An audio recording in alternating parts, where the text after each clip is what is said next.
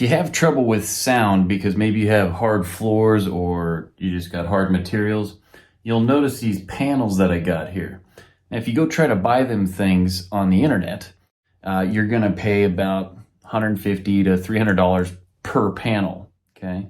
What I did is I just went to Lowe's or Home Depot, and this is 1 inch by 3 inch regular old wood.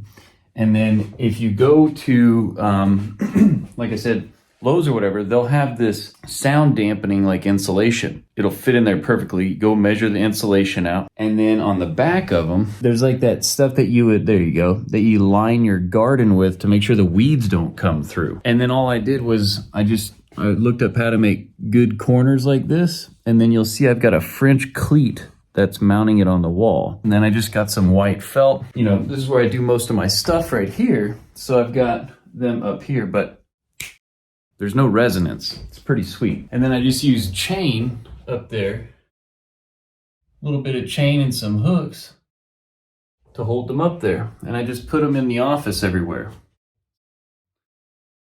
They actually look pretty cool too, but definitely makes the audio amazing. You might even be able to tell just in this video, I'm just recording it on my iPhone selfie mode with no mic or anything like that. So as I said, you know, just to get one of those panels, if you were to buy them online, is gonna run you like $150 to say $300. So I've got 11 panels in here. That would be like $1,100 to $3,000. I built all of this for like $500. So I would definitely encourage you to get it. It has made a dramatic difference. And by the way, the reason I have them like suspended like you see there is because you gotta have a gap behind them on the wall if you want them things to work properly.